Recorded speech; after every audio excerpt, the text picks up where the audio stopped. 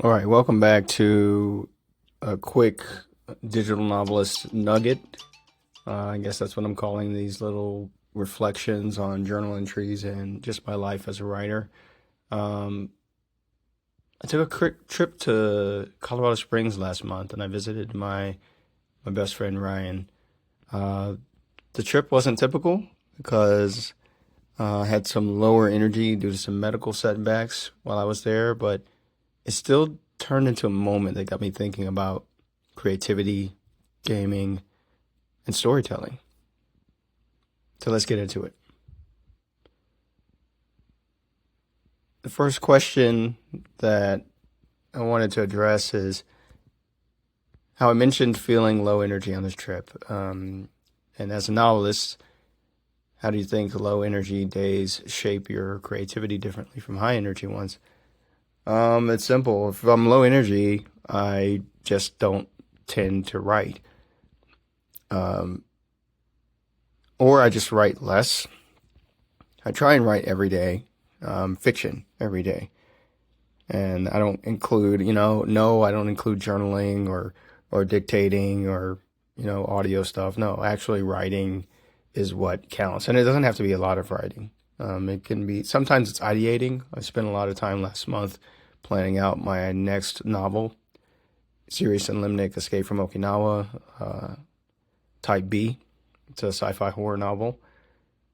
But yeah, on this trip, I didn't really do much writing because I know my time these days, my time with my friend is pretty scarce.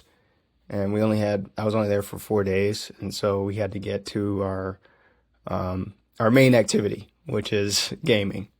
And that's the next question. Gaming with Ryan has become a ritual for you. How do those shared gaming sessions influence the way you think about storytelling, pacing, or character in your own writing?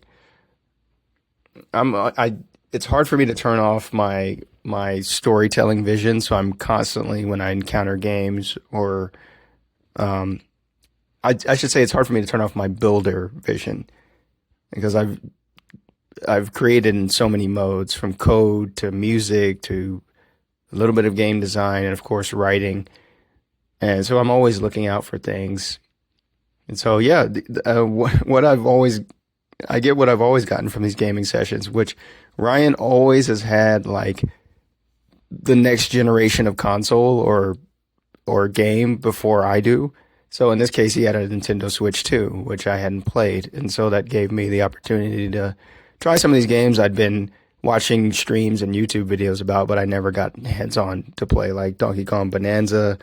It's a pretty fun game. It seems like it could be like it's a spiritual sequel to basically Super Mario Odyssey. Seems like very similar engine, except it's Donkey Kong, and you're doing a lot more crushing and mashing of things than jumping and smashing. So, um, but yeah, the shared gaming session, it's always nice to game with other people. I mean, we grew up doing that, and I enjoy one of my favorite pastimes is like watching people play games because it's something I rarely get to do these days. I rarely get to play games these days. So when I get a chance to just like watch somebody play, that gives me a chance to really absorb the game. And that leads into the next question about Hollow Knight Silk Song. You spent hours watching him play Hollow Knight Silk Song.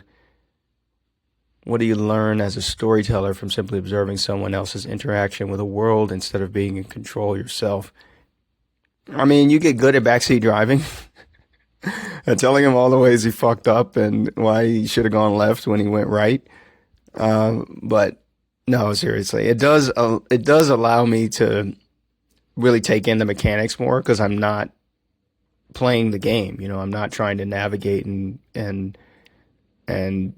make progress in the actual game. So I can think about design choices and I can think about the aesthetics. And that's one of the things that I noticed about Hollow Knight Silk Song that's really strong. It's just the vibe and the atmosphere of the game is very reminded me of Super Metroid, or of just Metroid games in general, where you have this kind of isolation, this loneliness that you're in this land and, there's kind of this this mysterious reason you're there. You're not really sure as the player, but there's a lot of dangerous creatures that are waiting to kill you.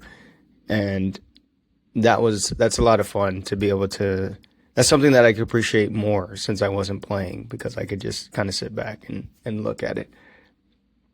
Next question. Childhood habits, like watching friends play games, resurfaced during this visit. How do you see those early experiences feeding the way you design or imagine narratives now?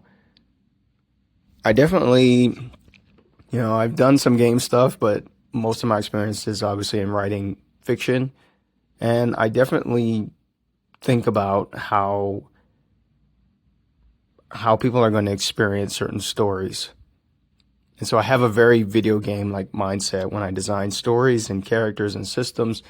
So I think of the beginning of my books as it's kind of like the tutorial of those books. Like, how is the reader, it's not only a tone promise or a character promise, but it's how is the reader supposed to read this book?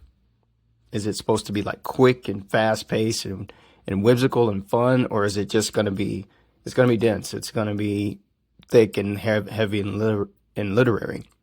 I think of Prompted Hearts and Grief Algorithm, my most recent novel as of this recording, and it's definitely more dense, more literary, even though it's not as long as Gates of Okinawa. Gates of Okinawa is definitely more breezy and it's meant to be creepy, but it's more of an adventure story. So when I think of that, I think of how would someone, not necessarily my friends, but how would somebody else experience what I'm writing?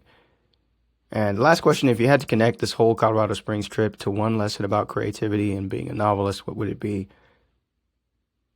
I think it's just good to take a break away from it, because that's what I did. I did some writing and some things, just while we were kind of sitting around, but it wasn't like super intentional. If I didn't do it for those 4 days, then I just let it slip. So giving yourself time away from the work of it is good every now and then. And that allowed me to come back and hit it harder. And that's it. Thanks for listening to this quick reflection. These small experiences, gaming with friends, low energy days, even just watching someone else play, they all feed into the bigger picture of how I write and how I think about stories. That's the heart of being a digital novelist, letting life and creativity collide in unexpected ways. Catch you in the next one.